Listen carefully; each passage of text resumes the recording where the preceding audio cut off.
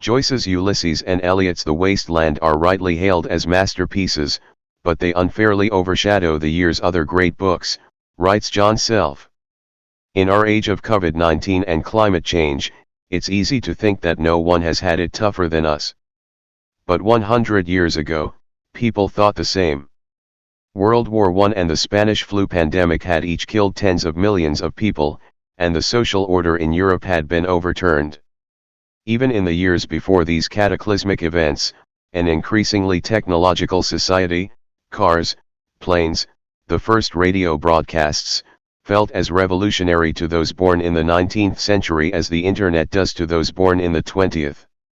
The response of artists and writers was to remake their work, a way of seeking either to control the strange and uncontrollable, or simply to portray it more truthfully.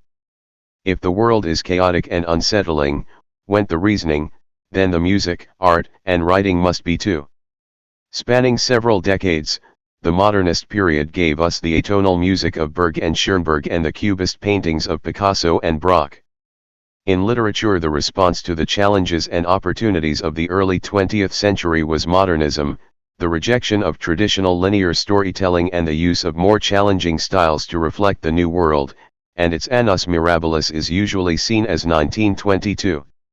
It was an apt time for breakthroughs. The same year saw, among other world-defining events, the appointment of Joseph Stalin as General Secretary of the Communist Party in Russia, the first treatment of diabetes using insulin, and the creation of the BBC. In literary terms, this was the year stamped at one end by James Joyce's novel Ulysses, first published 100 years ago today, on February 2, Joyce's 40th birthday, and at the other by T.S. Eliot's book-length poem The Waste Land, published in October. These were books like nothing quite seen before, in their style, scale, and ambition. In England, the novel in this era was dominated by social realists writing traditional narratives, and poetry by the so-called Georgian movement of pastoral poems in sing-song rhythms. The two books had much in common. Both were determinately new in subject matter. Ulysses reported on a day in the life of modern Dubliners, going everywhere with them, including to the bedroom and the bathroom. The Waste Land addressed the bleak landscape of post-war Europe. A crowd flowed over London Bridge, so many, I had not thought death had undone so many. Both books foreground their innovative styles, every page stamped with the author's personality and unusual intelligence. They took a bricolage approach, assembling their texts from multiple voices and viewpoints. Eliot's working title for The Waste Land was He Do the Police in Different Voices. They were comfortable with both high and low culture. Ulysses is structured after the Odyssey, mixes Latin and Greek into its prose, but talks of toilet habits, masturbation, and sex. It was the subject of seizures for obscenity on both sides of the Atlantic. In The Waste Land, multilingual ostentation sits alongside nursery rhymes and the voice of a pub landlord. Both, too, are difficult books but filled with beautiful, traditional literary language that anyone can enjoy. From Joyce's The Summer Evening had begun to fold the world in its mysterious embrace, to Eliot's A Current Under the Sea / Picked His Bones in Whispers. They knew how to please as well as challenge the reader. This, and not just their newness at the time, is why they continue to be read and reread. There were many other writers producing innovative, daring, satisfying work in 1922 who are not this year being as faded as Joyce and Eliot. Because of books like Ulysses and The Waste Land, 1922 changed the reading public's perception of what literature could be. The poet W. H. Auden later said that the climate had changed. The year deserves its reputation as a moment beyond which nothing would be the same. Yet there is a danger, in rightly celebrating the centenary of these two monuments of modern literature, of allowing their bulk to block our vision. Kalmtoiben exemplified this myopia when, writing about Ulysses last month, he said, bluntly, the other great literary event of that year was T.S. Eliot's The Waste Land. There were many other writers producing innovative, daring, satisfying work in 1922 who are not this year being as faded as Joyce and Eliot, perhaps because their work is less showy in its newness, or hides its strangeness under a friendly surface. and most of these writers had views on Ulysses or the wasteland too. Sinclair Lewis, a prolific and uneven genius of fiction who would go on to become the first American writer to win the Nobel Prize in Literature, was one of those lukewarm toward Ulysses, calling it the Great White Bore. Lewis had his own groundbreaking novel published in 1922. Babbitt was innovative not stylistically but in subject. His self-deceiving, conformist businessman anti-hero George Babbitt was struggling with an emptiness he could not identify, and therefore could not fill. It was coming to him that all life as he knew it and vigorously pursued it was futile. Its subject, of the individual's difficulty in identifying our true self apart from the roles and experiences assigned to us, was thoroughly modern, and highly controversial. The president of Business Association, the New York Rotary Club, said Sinclair was a little bit off his trolley. But the book was a huge popular success, selling 250,000 copies in its first edition and making Babbitt a byword for a certain kind of blinkered business figure. Babbitt's exposure of suburban malaise tapped into feelings so powerful and underrepresented that it sparked a whole genre of fiction about the hidden misery of successful middle-class men. Its successors include Sloan Wilson's The Man in the Gray Flannel Suit, 1955, Richard Yates's Revolutionary Road, 1961, Joseph Heller's misanthropic masterpiece Something Happened, 1974, and even Bret Easton Ellis's grotesque satire American Psycho, 1991. On the other side of the world, in Japan, Ryonosuke Akutagawa began 1922 by redefining literature in his own way. In January, his story In a Bamboo Grove was published in the New Year issue of literary magazine Shinko. It's best known now as the main source for Akira Kurosawa's film Rashomon, but the story remains a masterwork in its own right. Akutagawa's innovation was to blend old and new at a time when Japan was emerging from centuries of isolationism. He retold a 12th-century folk tale using a fractured narrative, reporting the murder of a man from numerous different viewpoints and witnesses, several of which are mutually contradictory. This has become a popular way of storytelling because it forces the reader to engage to work out the whole picture, not just in literature, Vladimir Nabokov's Pale Fire, Tommy Orange's There, but in cinema, think of films like Pulp Fiction, Gone Girl, or The Last Duel. In a Bamboo Grove challenges the idea that the truth can be definitively known and undermines the concept of the narrator's authority, just as Joyce and Eliot did with their messy, chaotic constructions.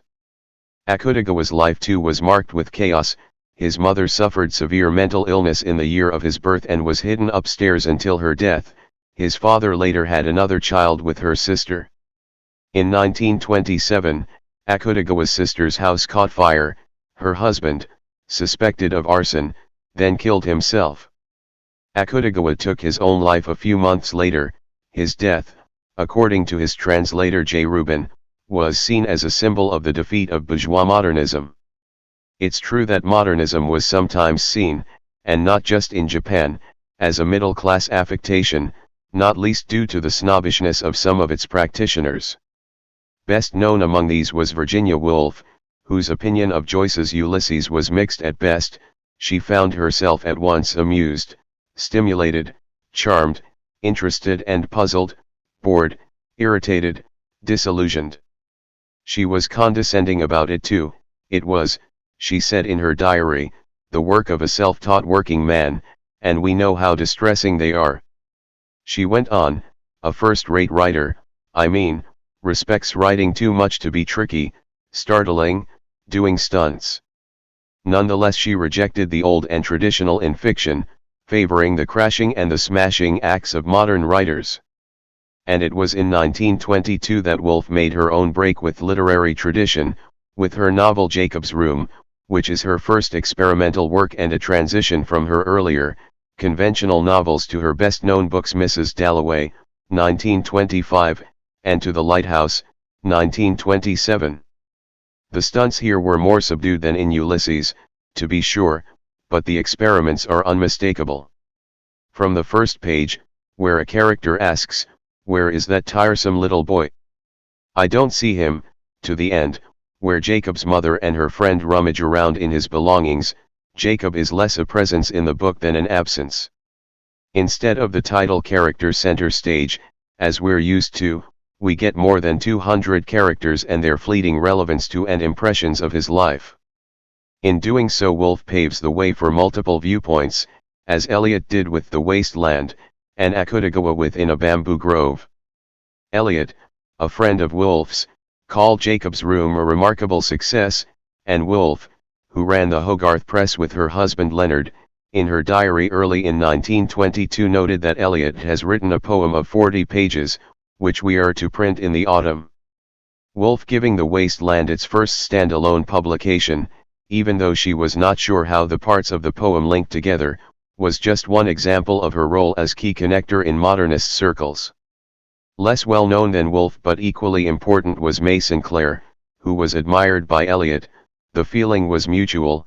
She was an early advocate for his 1915 poem The Love Song of J. Alfred Prufrock, and who provided patronage to Ezra Pound, enabling him to be the busy man at the center of high modernism. In a review of Dorothy Richardson's epic novel cycle Pilgrimage in 1918, Sinclair coined the literary term stream of consciousness. In 1922, Sinclair, a critic, poet, and philosopher as well as a novelist, published Life and Death of Harriet Frene, a short novel that beautifully but brutally depicts the wasted life of the title character. It is an innovative but not difficult book.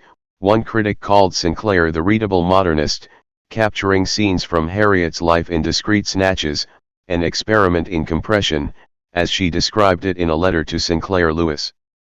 A few years after women in England were finally given the right to vote, Harriet's life showed that women's lives remained constrained by society's expectations for them to act beautifully. Sinclair's eye doesn't blink as she reports on Harriet's life passing as she repeatedly crushes her own prospects for happiness. Months passed, years passed, going each one a little quicker than the last. And Harriet was 39. Sinclair's writing was emblematic of the New Woman movement after the turn of the century, questioning the traditional roles of women in the family and the economy. Her 1910 novel The Creators, a comedy, as well as being frank about female sexuality, was the first novel to depict writing as a plausible career for a woman. There's a danger, however, of Sinclair being best remembered not for her own books but for what she said about other people's. In a review of Dorothy Richardson's epic novel cycle Pilgrimage in 1918, she coined the literary term stream of consciousness. This term has been widely used in the centuries since, not least when describing the novels of Joyce and Woolf when they tell their stories using a character's internal thoughts and impressions, flowing as seemingly randomly as thoughts do in our own heads. The stream of consciousness technique, wrote Sinclair, enabled Richardson to get closer to reality than any of our novelists who are trying so desperately to get close. A determination to be one of the new women also drove the last of 1922's overlooked geniuses, Catherine Mansfield. She moved from her birthplace New Zealand to London in 1903, and became a central connector in the literary world through sheer force of personality and talent. She had tea with James Joyce in Paris, had a wobbly long-term friendship with Virginia Woolf, and, in the view of Mansfield's biographer Claire Tomalin, caught from D.H. Lawrence the tuberculosis which would plague her final years and kill her in 1923, at the age of 34. When Mansfield died, Woolf wrote in her diary, "When I began to write, it seemed to me there was no point in writing. Catherine won't read it. Catherine's my rival no longer." Mansfield was uncompromising in her views of other writers, both modernist. Eliot was unspeakably dreary, and traditional, feeling that the exquisite surfaces of M. Forster's fiction lack substance. He never gets any further than warming the teapot. He's a rare fine hand at that. Feel this teapot. Is it not beautifully warm? Yes, but there ain't going to be no tea. And her review of Woolf's 1919 novel Night and Day is said to have helped spur Woolf into the experiments of Jacob's Room and her later work. Mansfield's own work is best represented in The Garden Party and Other Stories, the last book she published in her lifetime, in 1922. The stories, she never wrote a novel, are fluid, lively, and funny, with open-ended plots and a light touch, characters are presented with minimal background information, allowing the reader to fill in the details. Narratives shift perspective, and Mansfield said she wanted to intensify the so-called small things, so that truly everything is significant. As well as being modern in style, the opening story at the Bay seems very timely right now when one character reflects on the horror of going back to the office. I'm like an insect that's flown into a room of its own accord. I dash against the walls, dash against the windows, flop against the ceiling, do everything on God's earth, in fact, except fly out again. The stories and books of these writers from 1922, from Mansfield, Sinclair, Woolf, Lewis, and Akutagawa, wear their newness and their brilliance less forcefully than Eliot's or Joyce's do. Eliot, with faint praise, said that Mansfield's writing handled perfectly the minimum material. It is what I believe would be called feminine. But they were equally important responses to tumultuous years, and we can read their influence in today's writing just as clearly, both in style and subject matter. The practitioners were not always so confident. Mansfield feared that I shall not be fashionable long. They will find me out, they will be disgusted, they will shiver in dismay. And Virginia Woolf, near the end of 1922, on Christmas Day, wrote to her friend Gerald Brennan, saying she worried that their generation of writers would be just a stepping stone for the next, for I agree with you that nothing is going to be achieved by us. Fragments, paragraphs, a page, perhaps, but no more. She was, as we can happily see 100 years later, entirely wrong. In these times of cynicism and despair, is hope punk the perfect antidote? David Robson explores radical optimism, and why it matters. Alexandra Rowland didn't mean to spark a new artistic genre. In 2017, however, the fantasy author had a moment of inspiration. Rowland had been contemplating the rise of grimdark, the subgenre of fantasy fiction typified by George R.R. Martin's A Song of Ice and Fire, the inspiration for the TV series Game of Thrones, which emphasizes the flaws in human nature, and focuses on our capacity for cruelty. But what could describe literature that instead focuses on our capacity for good? The opposite of grimdark is hope punk. Pass it on, wrote the author in a short post on Tumblr. The post soon went viral, and by 2019 the term had entered the Collins English Dictionary, defined as a literary and artistic movement that celebrates the pursuit of positive aims in the face of adversity. Various works of fiction, including The Lord of the Rings and Terry Pratchett's Discworld series, have now been labeled as examples of hope punk, along with a slew of contemporary writers. Cautionary tales are very important, says Becky Chambers, one of the leading authors associated with the hope punk movement, who has won a much-coveted Hugo Award for her sci-fi Wayfarer series. But if that is all that you have, you risk nihilism. If you feel wary of optimism, you are far from alone. Writers and philosophers across human history have had ambivalent views of hope. In the midst of current political, economic, and environment uncertainty, many of us may have noticed a tendency to fall into cynicism and pessimism. Could hope punk be the perfect antidote? If you feel wary of optimism, you are far from alone. Writers and philosophers across human history have had ambivalent views of hope. These contradictory opinions can be seen in the often opposing interpretations of the Pandora myth, first recorded by Hesiod around 700 BC. In his poem Works and Days, Hesiod describes how Zeus created Pandora as a punishment to humanity, following Prometheus's theft of fire. She comes to humanity bearing a jar containing countless plagues, and, opening the lid, releases its evils to the world. Only hope remained there in an unbreakable home within the rim of the great jar, Hesiod tells us. This is often interpreted as a metaphor for the emotions' potential to comfort us against the misery and duress that are inherent in the human condition.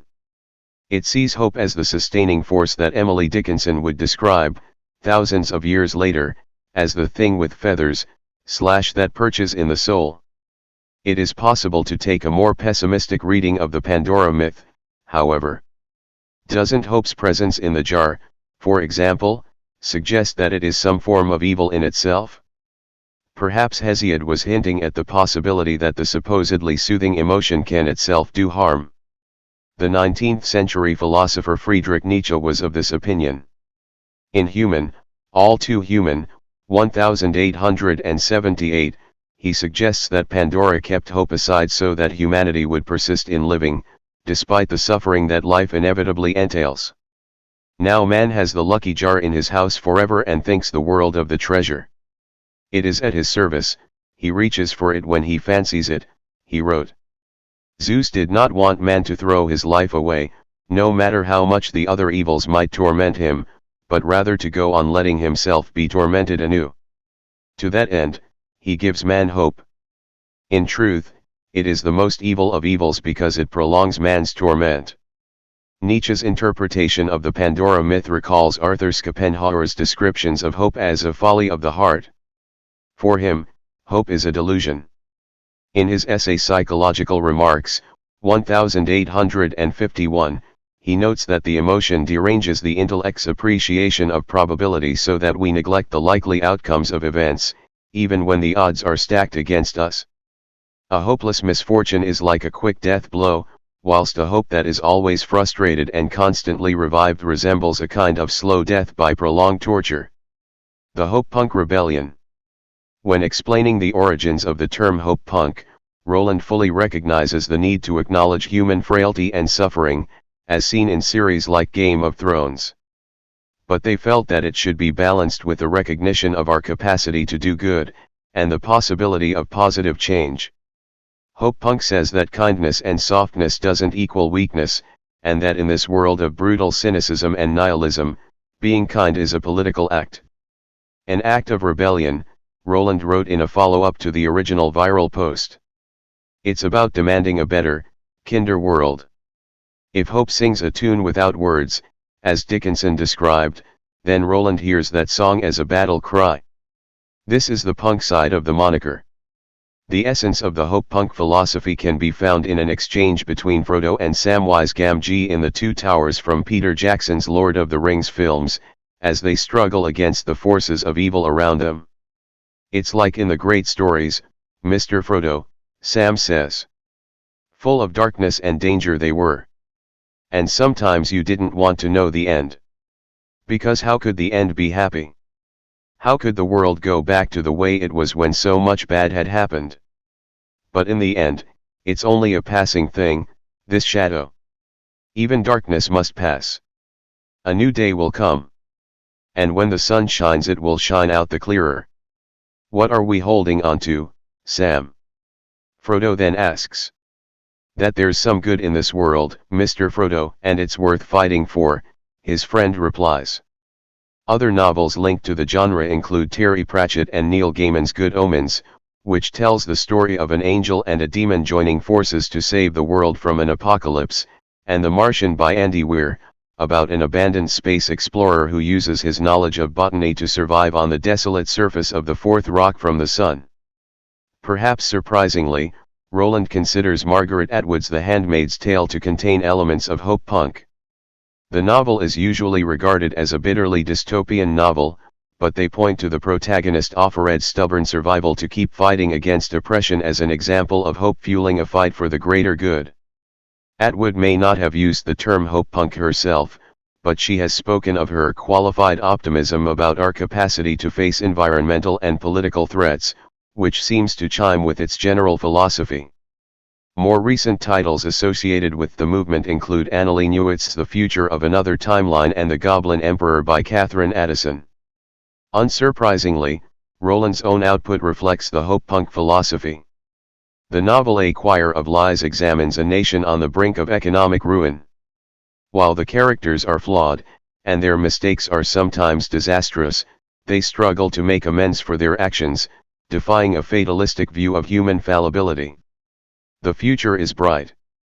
For Becky Chambers, the aim is to create well-rounded stories that represent the breadth of experience. Everything cannot end well for everybody, because that doesn't happen in real life, Chambers tells me. But even when things go wrong, I take the time to show how these people heal. A beautiful example of this can be found in Chambers' To Be Taught, If Fortunate, which details a crewed mission to exoplanets. 15 light-years away from Earth, they have to wrestle with feelings of loneliness and isolation from the rest of humanity, and the dangers of the hostile environments in which they find themselves. Yet they also find solace in each other and in their curiosity for the worlds they are exploring. I want the future to feel like something you could get excited about, and a place that we could consciously make if we chose to. Becky Chambers. In one particularly memorable scene, the astronauts are stranded on the planet Opera, where their spacecraft soon becomes surrounded by a plague of scaly aliens that resemble a kind of slug-like rat. The planet's harsh weather system makes it impossible to move their craft, and the crew have to endure endless days and nights locked inside listening to the animals' bone-chilling cries from outside their craft. The team never quite give in to despair, however, and the storm eventually eases enough for them to escape the planet, much to the surprise of the captain Elena. She'd spent so much time focused on what could go wrong, she'd forgotten the possibility that something could go right, Chambers writes.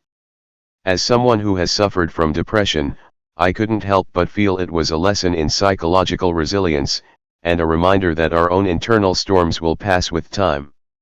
Chambers' Wayfarers series presents a grander vision of a fictional universe, with many different alien species forming the galactic commons.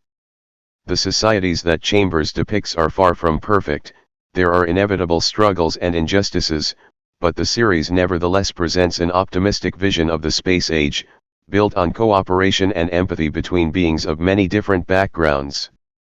I want the future to feel like something you could get excited about, and a place that we could consciously make if we chose to. As we find ways to navigate our current crises, be they personal or political, we might all try to remember these lessons in looking for the light in the darkness.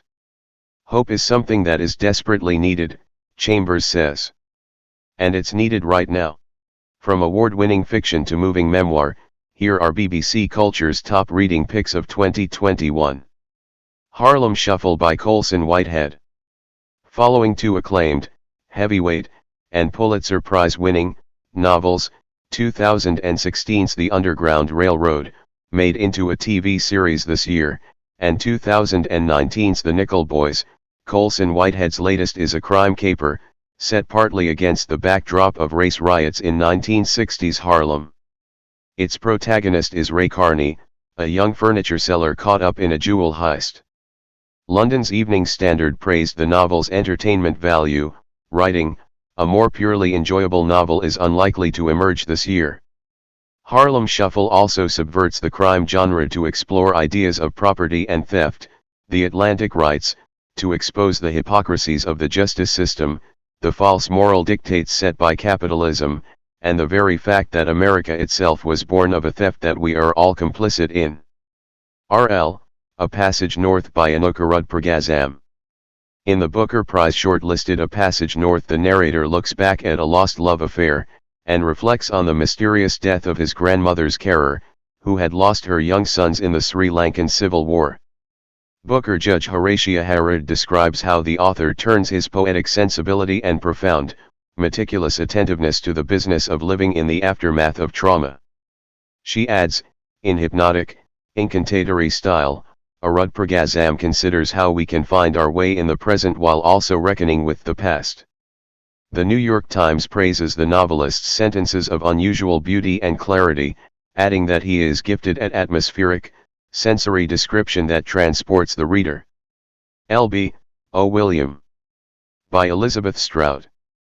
The third installment in Strout's popular Gash series, O. William, finds the 63-year-old, newly widowed writer Lucy Barton reconnecting with her first husband, with whom she shares two daughters. Through the novel's time-switching narrative, confessional asides, and spare prose, Strout explores the nature of William and Lucy's bond, and much more besides, with quiet virtuosity, writes The Guardian. The intense pleasure of Strout's writing becomes the simple joy of learning more while, always, understanding less. R.L., The Fortune Men by Natafa Mohammed. The novel The Fortune Men explores a real-life case of a seaman, Mahmoud Muttan, from British Somaliland, living in Wales, who was wrongfully convicted of murder, and then executed. Set in the multiracial community of 1950s Tiger Bay, Cardiff, the novel has been praised for evoking the past while also highlighting present-day injustice. The Guardian says, in her determined, nuanced and compassionate exposure of injustice, Mohammed gives the terrible story of Matan's life and death meaning and dignity. The novel was shortlisted for the Booker Prize, and Judge Maya Jazanoff describes the book as exhilaratingly global, adding, grippingly paced, and full of complex, richly drawn characters. The novel combines pointed social observation with a deep empathetic sensibility. L.B., The Magician by Colm Toibin. This is the second time Toibin has fashioned a novel out of a celebrated author's life. His first, in 2004, was The Master, inspired by Henry James. With The Magician, Toibin turns to the great German writer Thomas Mann, whose works include Buddenbrooks, The Magic Mountain and Death in Venice. The New York Times called Toibin's sweeping biographical tome a symphonic and moving novel that brings the rather austere author to vivid life, exploring his closeted sexual desires. He was married with 6 children but desired men, and a life lived in exile from Hitler's Germany. In a quietly epic tale, the I writes, Toibin expertly captures the layers of a richly multiple self and surely reasserts his own status as one of our greatest living novelists. R.L. Unsettled Ground by Claire Fuller. At the age of 51, twins Jeannie and Julia still live with their mother. In isolated, rural poverty. Self-sufficient in their own small world, they have created a sanctuary of sorts. But when their mother dies suddenly, threats to the twins' livelihood emerge as the outside world starts to encroach on their seclusion, and a lifetime of secrets unravels. Fuller's impressive novel is full of a fierce, angry energy, says The Guardian. Shortlisted for the Women's Prize for Fiction, Unsettled Ground is her strongest yet, according to The Times. A powerful, beautiful novel that shows us our land as it really is, a place of shelter and cruelty, innocence and experience. L.B., The Inseparables by Simone de Beauvoir. The Inseparables is not exactly new, but a newly discovered short novel from the iconic French feminist existentialist. It was published in English for the first time this year. It came out in France in 2020, nearly 60 years after de Beauvoir mentioned it in her 1963 memoir, Force of Circumstance. Its central narrative, on the relationship between 2 young girls, was drawn from de Beauvoir's own life, inspired by and in tribute to her great friend Elisabeth Lacoin-Orzaza, who died when she was 21, and has drawn comparisons with the Neapolitan novels of Elena Ferrante. Billed as too intimate to be published in her lifetime, in The Inseparables, writes The New Yorker, the distinction between friends and lovers, straight love and queer love, pales before the difference between loving a friend who is alive and one who is dead. The FT writes, more than an elegy to lost friendship, The Inseparables is a ravishing work of art. R.L., How the One-Armed Sister Sweeps Her House by Cherie Jones. Cherie Jones's debut novel was shortlisted for the Women's Prize for Fiction, and is set on Baxter's Beach, Barbados. As a child, protagonist Lala has been told the story of the one-armed sister, a cautionary tale about what happens to girls who disobey their mothers. As an adult she lives with her husband Adon, and the story explores the aftermath of 2 mysterious crimes. Themes of class, loss, domestic violence, and the legacy of trauma are undercurrents throughout. Dazzling, says the New York Times Book Review. In Jones's capable hands, tension builds without diversion. The Washington Post says, the novel's a stunner. Jones's prose is supple, often luxuriant, but the structure of her novel is even more impressive. Here's the launch of a stellar literary career. L.B., Beautiful World, Where Are You by Sally Rooney. In the follow-up to her last 2 highly acclaimed novels, Irish author Sally Rooney explores friendship, art, the price of fame and the meaning of life, all through the stories of 2 couples. The Irish Times says, written with immense skill and illuminated by an endlessly incisive intelligence. Beautiful World, Where Are You is a tour de force, says Anne Enright in The Guardian, and readers will relish the ache and uncertainty of her characters' coming of age. The dialogue never falters, according to Enright, and the prose is so clean, it reflects the reader's prejudices right back at them. L.B. Cloud Cuckoo Land by Anthony Doerr. Anthony Doerr follows up his 2014 bestseller and Pulitzer Prize winner, All the Light We Cannot See, with this ambitious, epic novel.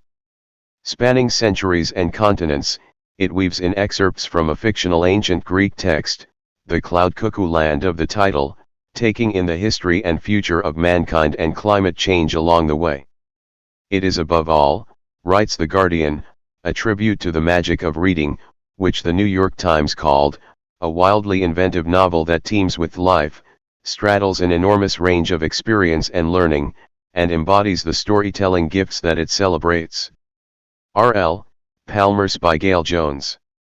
When her early novels were published, Gail Jones was widely hailed by the likes of John Updike and James Baldwin. Then she went quiet. Now Jones's fifth novel, and her first in 22 years, has been published.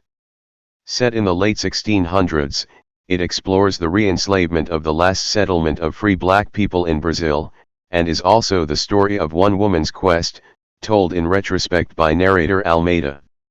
The story moves to rhythms long forgotten, says the New York Times. It chants in incantations highly forbidden. It is a story woven with extraordinary complexity, depth, and skill. The Atlantic says, with monumental sweep, it blends psychological acuity and linguistic invention. Gail Jones has set out to convey racial struggle in its deep-seated and disorientating complexity. Jones sees the whole where most only see pieces. L.B. Harsh Times by Mario Vargas Llosa. Latin American novelist Mario Vargas Llosa is the winner of the Nobel among other prizes, and his latest book Harsh Times continues in the political vein of his previous work. Set mostly in Guatemala, it tells the story of the coup and the years of dictatorship that followed. The Scotsman says, this is a splendidly rich and absorbing novel. It tells remarkable stories and it is, unlike much that may be classed as historical fiction, politically serious. According to The Guardian, Vargas Llosa's novel is replete with his deep human sensibility. Harsh Times, it says, swarms with life and a determination to tunnel down into the underlying truth of humanity. L.B. Orwell's Roses by Rebecca Solid. This unconventional biography of George Orwell is the latest from the essayist, author, and activist Solid, whose works include Men Explain Things to Me, Wanderlust and Recollections of My Non-Existence.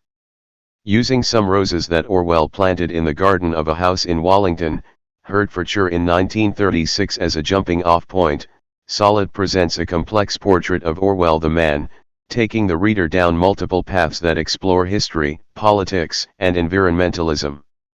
Harper's called it a captivating account of Orwell as gardener, lover, parent, and endlessly curious thinker, while the New York Times writes that Solid creates a frame large enough to contain life's contradictions in a way that only the essay, that humble literary mouthpiece, can. R.L. Crying in H. Mart by Michelle Zauner. In her memoir, musician and author Michelle Zauner recounts the loss of her mother and how she forged a new identity. The book started life as an essay in The New Yorker and was widely praised for its depiction of grief and growing up Korean American. Touching on themes including endurance, family, mother-daughter relationships, and the comfort of food, Crying in H. Mart is described by The Observer as a vibrant, soulful memoir that binds her own belated coming of age with her mother's untimely death. The Chicago Review of Books describes the memoir as exquisitely detailed and wonderfully layered, both episodic in its individual essays and continuous in its exploration of grief. L.B. Crossroads by Jonathan Franzen.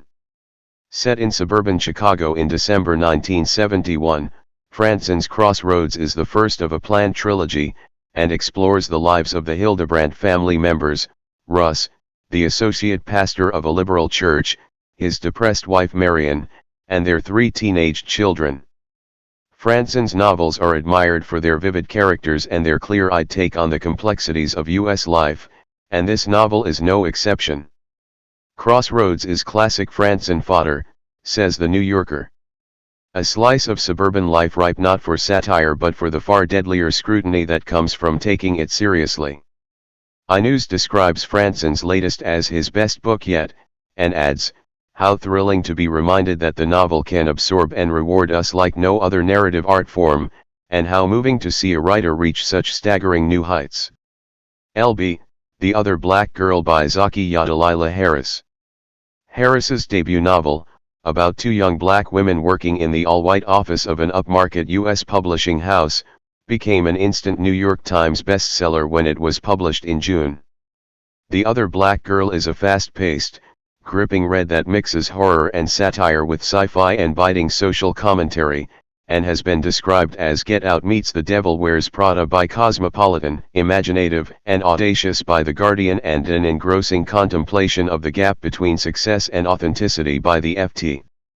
Hulu is adapting the book, with Harris on board as co-writer. RL, Pieces by Helen Oyemi. In her fiction, award-winning British-Nigerian author Helen Oyemi playfully reinvents genres and tropes. The realms of magic and the real world frequently merge. Her latest novel Pieces is set on a whimsically ramshackle train, The Lucky Day, and centers around 5 enigmatic individuals and 2 pet mongooses. As the complex trajectory of the characters' interaction gradually moves towards a denouement, secrets are revealed, and a puzzle falls into place. The New York Times said, Oyemi is a master of leaps of thought and inference, of shifty velocity. While the New Republic says, like all of Oyemi's novels, Pieces goes to places in fiction that feel almost impossible. LB, The Promise by Damon Galgut. Novelist and playwright Damon Galgut's latest won the Booker Prize, and centers on the decline of the Swartz, a white South African family living on a farm outside Pretoria in the 1980s. After the death of the family's matriarch Rachel, it follows the fortunes of its 3 children. The promise of the title relates to a forsaken vow made to their black servant, Salome, and the grim legacy of apartheid. Writing in The Observer, Anthony Cummins predicted Booker Prize glory for the twice-nominated Galgut, who he described as heart-swellingly attentive to emotional intensity, while John Self wrote in The Times, "This is so obviously one of the best novels of the year, a book that answers the question what is a novel for? With a simple, this." RL, The Rules of Revelation by Lisa McInerney. Irish author Lisa McInerney won the Women's Prize for her novel The Glorious Heresies, the first in a trilogy about the criminal underworld of modern-day Cork.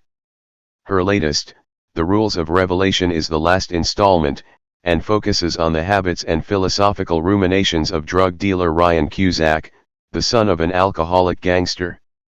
The result, says The Spectator, is a novel that is sardonic, sexy, witty, lanky with a winsome smirk, which breaks into a long stride run for the pure pleasure of it, and it is a pleasure to observe. The Times also praises the author. Lisa McInerney has high-voltage verve and an acute understanding of Ireland.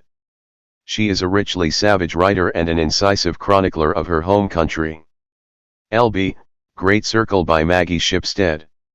Longlisted for the 2021 Booker Prize, this New York Times bestseller weaves together the stories of 2 women living decades and continents apart, Marian Graves, an intrepid pilot whose plane goes missing while she attempts to circle the globe, and Hadley Baxter, a scandal-racked Hollywood actress recently sacked from a Twilight-alike movie franchise, who is drawn to Graves' story.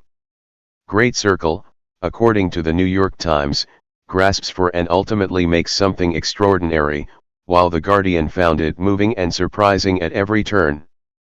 RL, Second Place by Rachel Cusk. In second place, the narrator invites a famous artist to use her guest house in the grounds of her family home in the coastal countryside. But as the summer unfolds, his presence begins to interrupt the tranquility of her household.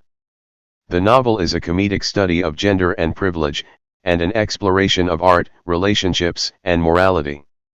The Guardian describes the novel as exquisitely cruel, and Cusk as our arch-chronicler of the nullifying choice between suffocation and explosion.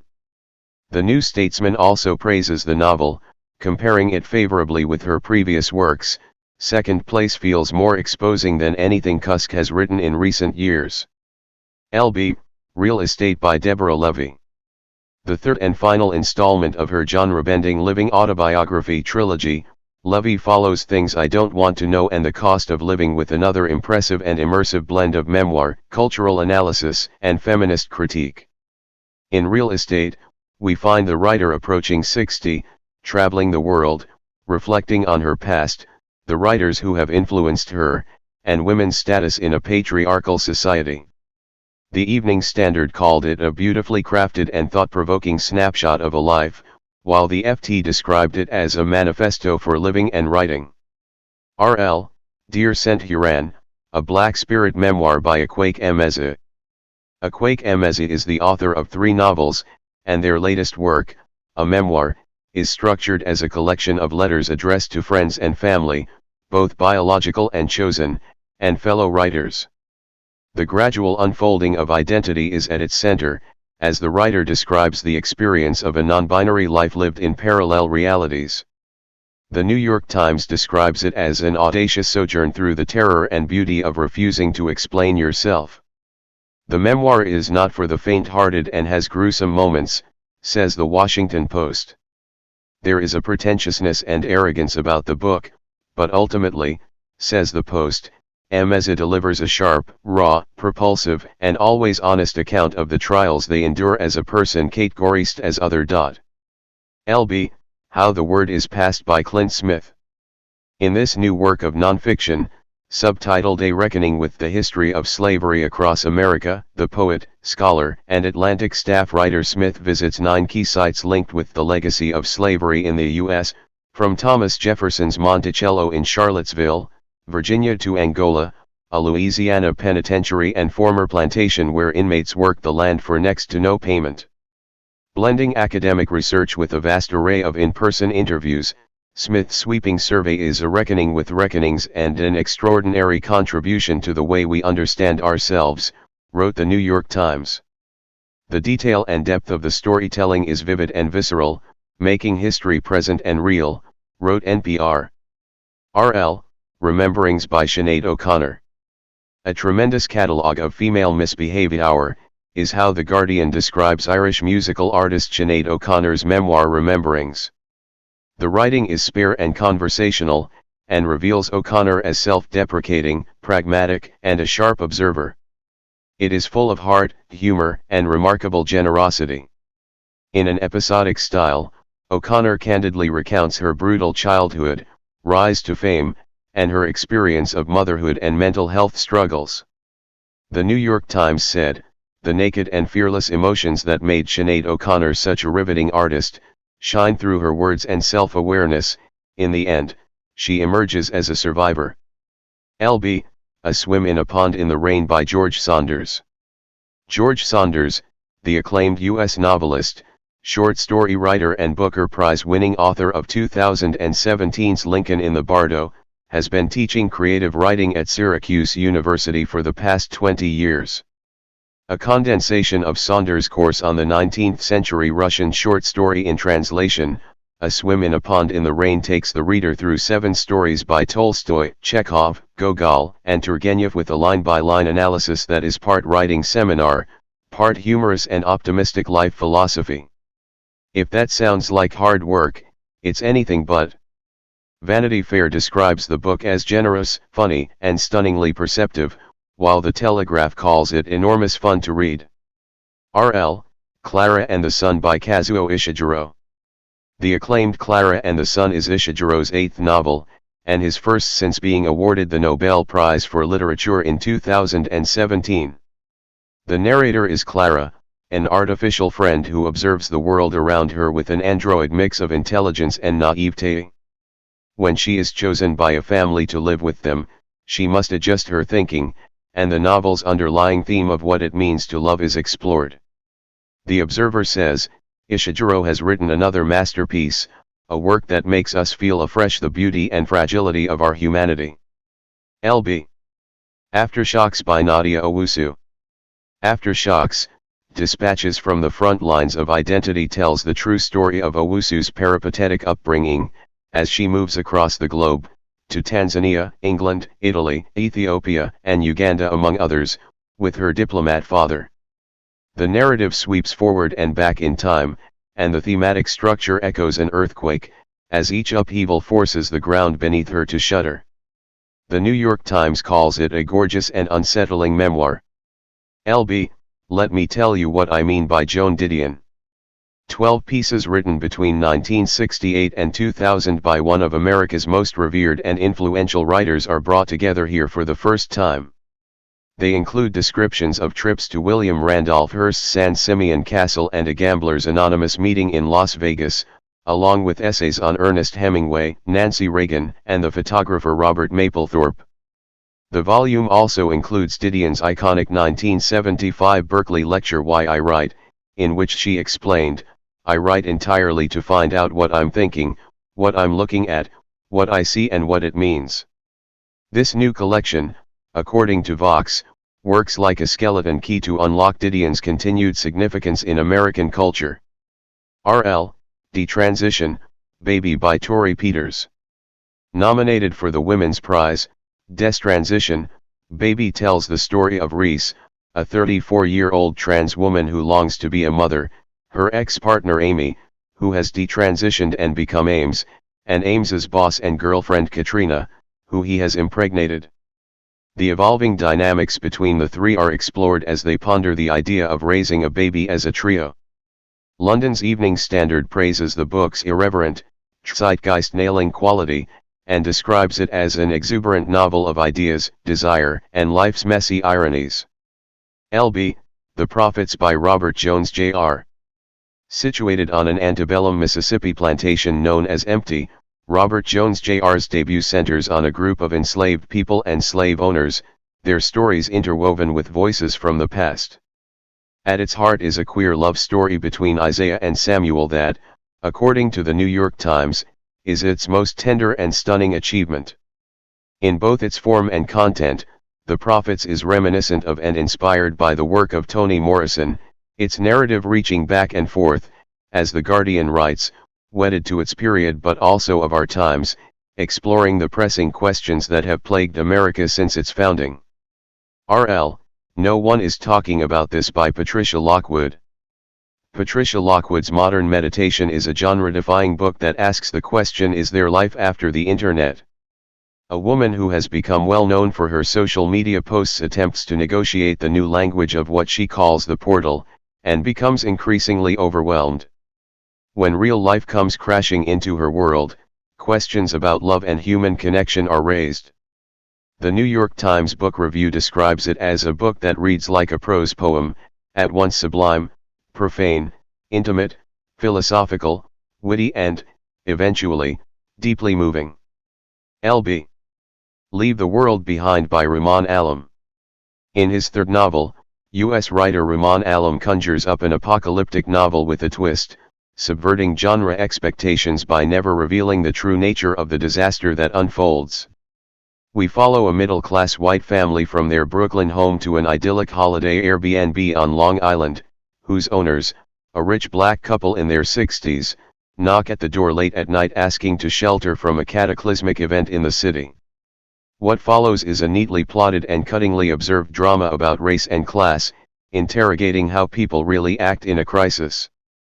Published in the US in 2020, and in the UK earlier this year, Leave the World Behind, described as enthralling by The New Yorker, could not be more relevant, creating, says the Irish Times, an eerily believable world of apocalypse now.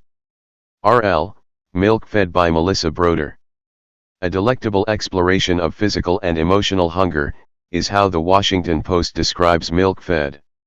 It tells the story of 24-year-old Rachel who works for a talent agency and measures out her days in calories consumed, as her mother had taught her growing up.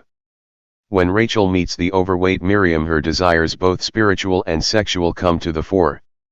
As the Washington Post puts it, Broder's second novel combines her singular style with adventures of the calorie and climax-filled kind, sumptuous fillings surrounded by perfectly baked plot. LB, Open Water by Caleb Azuma Nelson. With his debut Open Water, ostensibly a love story between a young photographer and a dancer, Azuma Nelson uses his central romance to explore themes of race, class, and London life, while taking risks with form. The narrative is in the second person, neither central character is named.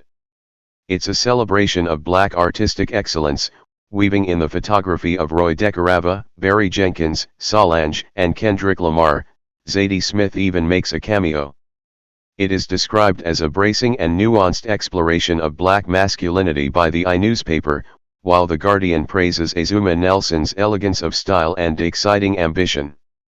RL, Land of Big Numbers by Te Ping Chen. In 10 short stories set in contemporary China, Te Ping Chen evokes the lives of various characters, from an anti-government blogger and her twin brother, a competitive gamer, to a call center worker and a young woman thwarted in her real ambition and working as a florist. The stories mix sharp social observation with magical realism. The LA Times describes the debut story collection as wildly inventive and elegant.